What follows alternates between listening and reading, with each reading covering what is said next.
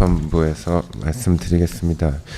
이 사건 당초 시작할 때 특검 측에서 증인이 130여 명이다 이렇게 처음에 말씀을 하셨고, 그리고 또 지금 피고인이 다른 사건들로 재판받고 있는 상황들을 고려할 때 이 사건을 집중심리해서 운영하기도 좀 어려운 상황이 있어서, 그렇게 된다면 과연 이 사건을 특검법에서 정한 대로 6개월 이내에 종결할 수 있을 것인가에 대해서 최초에는 재판부에서도 좀 회의적인 견해가 있었던 것이 사실입니다. 그런데 이제 재판이 진행되는 과정에서 특검 측에서 증인신문도 하고 피고인 측에서도 협조를 하셔서 상당수 증인들에 대해서 신문이 이루어지지 않도록 협조를 해주셨고, 그 과정에서 또 다른 재판부에서도 그 심리들이 진행되어 특검 측에서 기존에 신청하였던 증거들을 다수 철회하고 다른 재판에서 증거조사가 이루어진 증인신문, 조서나 녹취서 등을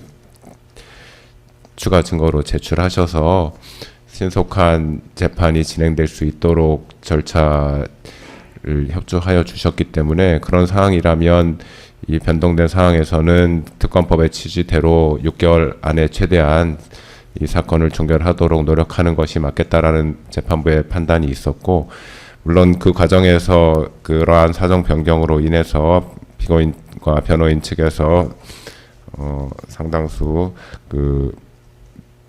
증거 제출 기회라든지 증인 신청 기회를 다소 충분히 보장받지 못했다고 지금 생각하시고 계시는 것도 이해를 하고 있습니다.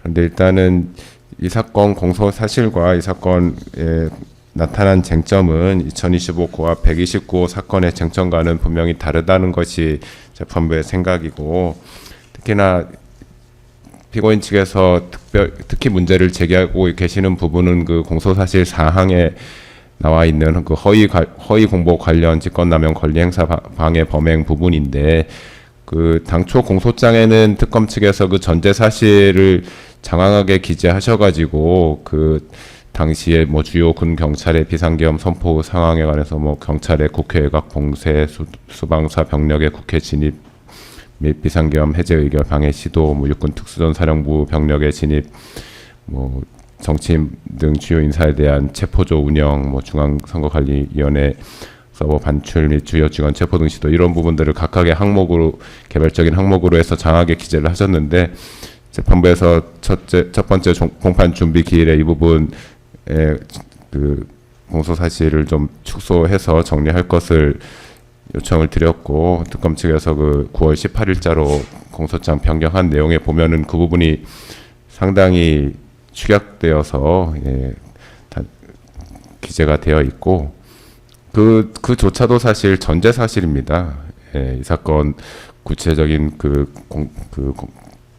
이 재판부의 판단 대상이 되는 범죄 사실의 핵심적인 내용이라고 보기는 어렵고, 그래서 그 전제 사실에 나타난 개개 그 사실에 관해서 모두 당부 판단을 해야 한다고 그 재판부는 보고 있지 않습니다. 그 부분은 그 변호인 측에서 말씀하신 것처럼 2025호와 129호 사건에서는 개개의 사실 하나하나가 다 다투어지겠지만, 이 사건은 그 이후에 피고인이 공보 담당관 등에게 지시하여 이루어진 그 피지의 내용이 당시 상황에 있었던 객관적으로 드러난 외부적인 사실관계에 부합하느냐 그러지 않느냐를 쟁점으로 하고 있는 것이고, 그 과정에서 피고인과 당시 관련자들 사이에서 구체적으로 어떠한 언행 지시나 뭐 언행이 있었고, 이런 부분들이 다 판단되어야 한다고 보고 있지 않습니다. 그렇기 때문에 지난 기일에 재판부에서는 이 사건을 6개월 안에 종결을 하겠다고 말씀을 드린 것이고요. 물론 피고인 측에서 추가로 증거 제출을 하셨고 또 증거 신청도 하셨는데, 일단 다음 기일인 12월 26일에 원래 말씀드렸던 바와 같이 변론을 종결할 예정이기 때문에 그때까지 증거를 제출하시면 조사를 할 것이고요.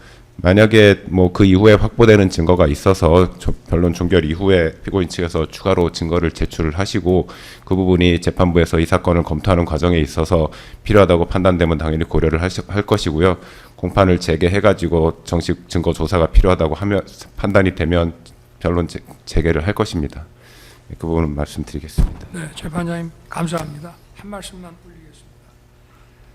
일단은 지금 내란 피고 사건에서 공수처의 내란죄 사건에 대한 수사권이 있는지에 대해서도 의견을 다 이미 내서 그 재판부에서 검토를 하기로 했고요.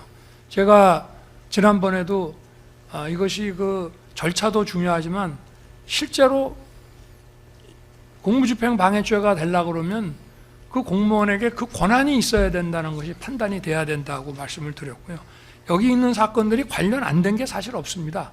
피지 하나만이 아니고 거의 모든 부분들이 다 관련이 있어서 만약에 이게 내란죄가 성립이 안 된다고 하면 그 내란죄 수사를 하겠다고 달려들어서 수색영장에도 없는 집원의 지역을 막 들어와서 체포를 하겠다고 하는 이 시도 자체가 굉장히 이거는 문제가 심각한 겁니다. 그리고 이게 재판장님께서도 소송 지휘를 하실 때 처음부터 이게 6개월 안에 될 수 없다는 생각을 하셨기 때문에 저희도 마찬가지로 여기에 대해서는 특검의 입증이 끝나면 저희도 거기에 따라서 이제 제출할 증거들과 증거조사할 내용들을 저희도 이제 수집을 하려고 했는데 특검에서 하는 거 일단 대응하는 게 바쁘고 그리고 만약에 이게 특검도 이거를 자기들이 6개월 안에 정말 그 마무리를 하려고 그러면 처음부터 얘기가 나와야 되고 저도 과거에 이런 일들을 하면서 신속하게 하려고 그러면 증거 자체를 정제된 증거로 축약을 시켜가지고 정말 재판이 신속하게 가야 되면 복사를 다 해서 복사비 받고 기록도 주고 이렇게 합니다. 근데 어마어마한 분량의 기록을 그냥 던져놓거든요. 그러니 실제로 나중에 가면 철회한다 하지만 변호인들은 증거동의 여부를 판단하기 위해서라도 그 많은 양의 증거들을 실제 봐야 됩니다. 그래서 이거는 처음부터 6개월 선고라는 것이 예정에 없다가 느닷없이 지금 특검의 요청에 의해서 지난번에 이렇게 이런 결정이 내려진 거기 때문에 이거는 변호인, 피고인 입장에서 보면 하나의 불이탈하고 할 수가 있습니다. 그래서 여기에 대해서는 기회를 좀 주십사 하는 것이 어떤 논리가 다 설명이 되죠. 재판장의 말씀도 일리가 있고 맞고 특검 측 얘기도 자기 입장에서는 그런 말 할 수 있지만 근본적으로 이거는 불이탈하는 겁니다. 처음부터 이 재판은 6개월 안에 한다. 자, 그러면 특검 측은 2달 안에 모든 입증을 1차적으로 끝내시오. 그 다음에는 변호인이 증인 신청하십시오. 이런 식으로 진행이 돼야 되는데 130명 증인 신청한다고 하다가 느닷없이 마지막에 증거 철회를 하면서 여기서 끝냅시다. 이렇게 하는 경우는 이거는 명백한 불이타가 되기 때문에 이거는 좀 재고를 한번 해주시는 것이 좀 어떨까 요청드리는 겁니다. 예, 재판부의 입장은 말씀드렸고요. 일단 오늘 피고인 측에서 증거 제출서 8로 신청하신 증거 목록을 제출을 하셨는데 이 부분 가능하시면 특검 측에도 그 사본을 제공하셔서 증거 검토 후에 다음 기일에 서중 조사를 할 수 있도록 협조하여 주시기 바랍니다.